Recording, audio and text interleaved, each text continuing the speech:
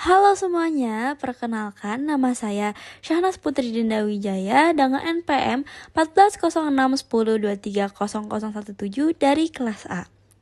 Halo semuanya, pernah nggak kepikiran untuk mulai usaha jualan? Lalu kalian mau menyusun strategi penjualan buat beberapa bulan ke depan? Nah, kalau mau melakukan hal itu, tentu kalian perlu data-data yang mendukung dong. Misal kalian punya data penjualan 3 tahun terakhir, lengkap, rutin, dan polanya kelihatan naik pas akhir tahun dan turun pas awal tahun.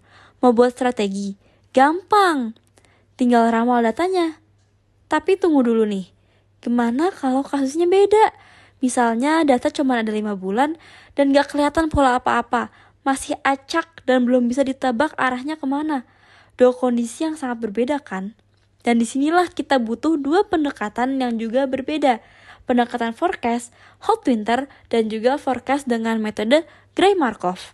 Yang pertama whole winter atau sering disebut triple exponential smoothing adalah metode peramalan yang cocok banget buat data deret waktu yang punya pola musiman, punya tren naik atau turun, dan tentu saja datanya yang cukup lengkap dan berurutan.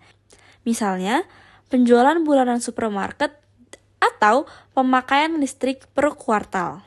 Sekarang kita beralih ke Gray-Markov. Metode ini justru cocok saat data kita nggak lengkap, nggak beraturan, atau terlalu sedikit buat dianalisis. Gray system ini diambil dari konsep gray atau abu-abu. Artinya, informasi yang kita punya itu sebagian jelas dan sebagian tidak. Cocok banget buat prediksi jangka pendek yang sumber datanya belum lengkap. Contohnya, konsumsi energi rumah tangga di daerah terpencil atau perkiraan kebutuhan darurat saat bencana. Selain perbandingan kapan digunakannya, akan saya jelaskan juga secara singkat aja bagaimana sih perbandingan cara kerjanya whole winter dan Gray-Markov ini. Untuk whole winter, misal kita punya data berjumlah 10 nih, seperti yang ada di layar. Yang harus kita lakukan pertama adalah kita harus mencari pemulusan tunggalnya dulu, lalu kita cari pemulusan musiman dan juga pemulusan tren.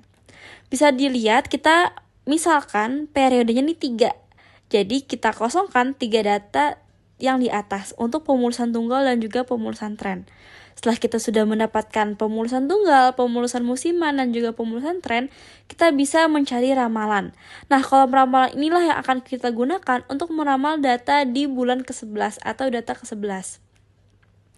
Setelah itu kita mencari absolute E dan mencari absolute E per XI.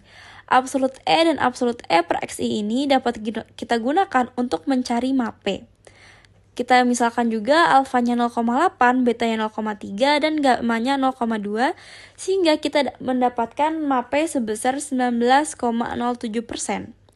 Lalu kita bisa meramal data ke-11 yang sebesar 45,1838. Artinya, pada bulan ke-11 datanya itu akan sebesar 45,1838.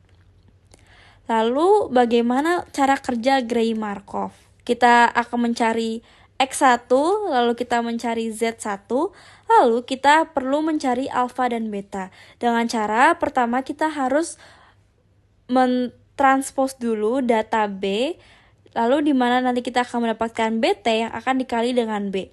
BTB ini lalu kita inversekan, dan lalu kita mencari BT kali Y, nanti kita bisa mencari BTB inverse dikali BTY, sehingga nanti kita akan mendapatkan alfa dan beta yang akan digunakan untuk perhitungan.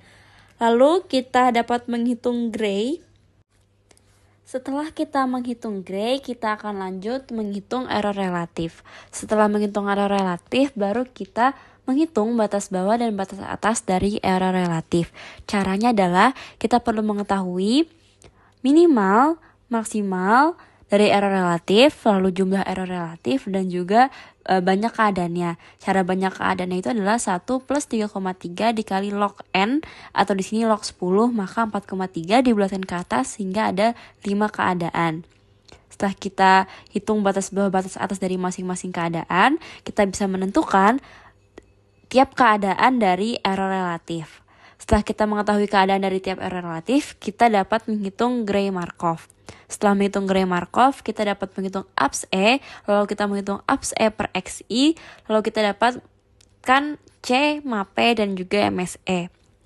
Lalu, kita akan meramal data yang ke-11. Caranya adalah kita perlu mengetahui keadaan data ke-11 ini. Karena dilihat dari data, keadaannya ini banyak di keadaan 5 untuk 10 data yang sebelumnya. Sehingga untuk data ke-11 ini bisa kita asumsikan bahwa dia berada di keadaan 5. Oleh karena itu, kita akan menggunakan batas bawah dan batas atas di keadaan 5. Sehingga kita bisa mendapatkan Gray data ke-11 ini adalah 49,14 dan Gray Markov data ke-11 ini 44,95. Kesimpulannya, kapan kita pakai whole twinter? Yaitu ketika data lengkap dan periodik, ada tren dan musiman yang konsisten. Kapan kita pakai Gray Markov? Ketika data sedikit atau belum stabil dan data tidak ada pola musiman yang jelas. Nah, sekarang kamu udah tahu kan bedanya dua metode ini?